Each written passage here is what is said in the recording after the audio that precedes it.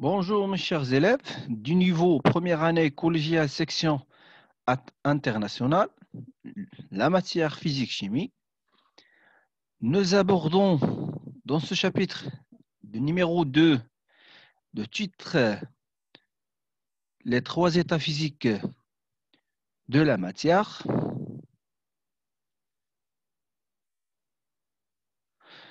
Ce chapitre contient 4 parties. Première partie, ce sont les propriétés physiques de l'état solide. Deuxième partie, les propriétés physiques de l'état liquide. Troisième partie, elle concerne la troisième état physique, c'est l'état gazeux. Et la dernière, ce sont elle est consacrée pour les exercices. Première partie, les propriétés physiques de l'état solide. Activité numéro 1. Lisez bien le document qui est à la page 15 du livre Univers Plus. Ce document contient 5 corps, comme vous voyez ici dans l'image. Les glaçons, un silo, des lentilles et la pile. Et le cinquième, c'est le sable.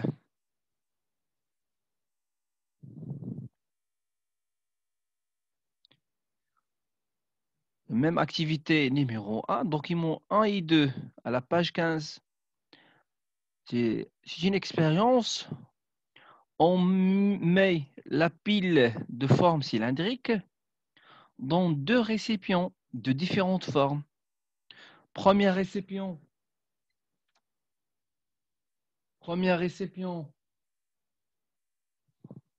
c'est le verre à pied de la forme conique. Et deuxième récipient, c'est un bécher de forme cylindrique. On observe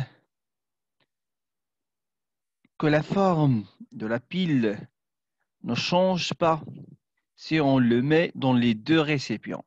Donc, toujours la pile, sa forme reste inchangeable.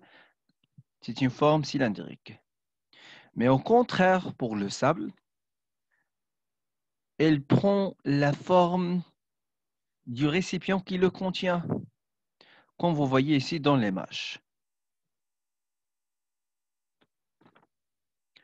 D'où on aura 2 types de solides. Premier type, ce sont les solides qui sont compacts.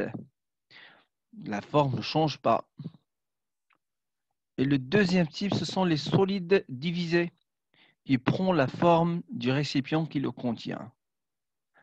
En conclusion, pour la première partie, les solides qui sont compacts, qui peuvent être scisés totalement entre les doigts, ont une forme propre et ont un volume propre.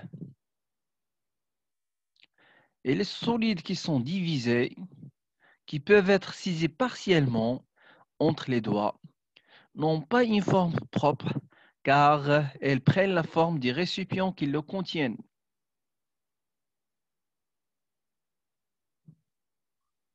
On passe à la deuxième partie, les propriétés physiques de l'état liquide.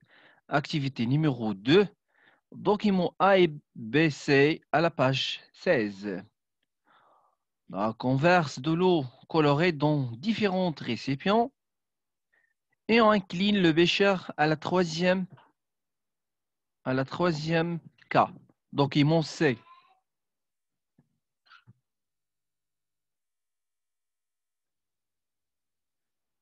Activité numéro 2, on va prendre des autres récipients comme vous le voyez.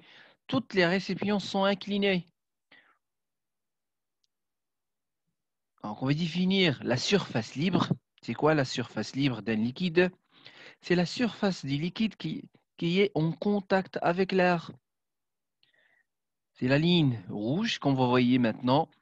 Ce sont les surfaces libres de chaque liquide. Elles sont toujours perpendiculaires à la file à plomb, comme vous voyez. D'où on peut constater que toujours la surface libre, elle est plane et horizontale. Comme conclusion, les liquides ne peuvent pas être saisis entre les doigts, n'ont pas une forme propre car ils prennent la forme du récipient qui les contient, ont une surface libre qui est toujours horizontale et plane. On passe maintenant pour la troisième partie. Ce sont les propriétés physiques de l'état gazeux. Activité numéro 3, document ABC, page 17. On prend une seringue. L'air est enfermé à l'intérieur de cette seringue et en bouchant l'orifice de la seringue, puis on va pousser le piston et on va tirer le piston à l'extérieur. Pour premier schéma, document A, on va emboucher l'orifice, c'est l'entrée ou bien la sortie de l'air. On va emboucher la sortie pour que la même quantité de la matière d'air reste toujours à l'intérieur. Document B, quand vous voyez la flèche qui est rouge, on va pousser le piston à l'intérieur. Donc, on va constater que le volume de l'air qui est à l'intérieur diminue. Donc, on constate que l'air est compressible. Maintenant, on passe à document C, c'est l'inverse de document B. On tire le piston à l'extérieur, d'où le volume de l'air augmente. On dit que l'air est expansible. Maintenant, comme conclusion pour la troisième partie, un gaz ne peut pas être figé entre les doigts, n'a pas une forme propre. Il occupe tout l'espace qui lui est offert et il est expansible et compressible.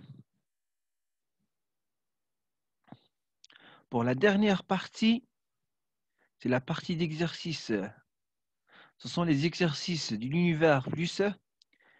Exercice 1, c'est une question. Quels sont les trois états de la matière?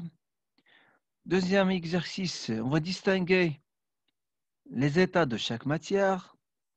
On a dit qu'il existe trois états physiques. Troisième exercice, on va relier entre chaque état et son propriété. Exercice 4, c'est un texte à trous. On passe à l'exercice 5. On va cocher pour chaque matière une propriété, ou bien deux, ou bien trois, selon la matière. Et le sixième exercice, c'est la surface libre d'un liquide.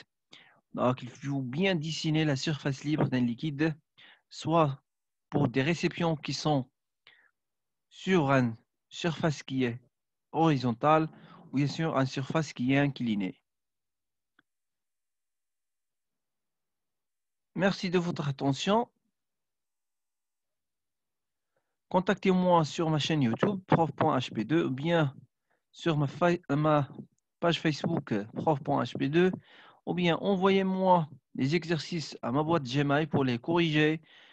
Ma boîte Gmail, prof.hp2.physique@gmail.com. Merci de votre attention.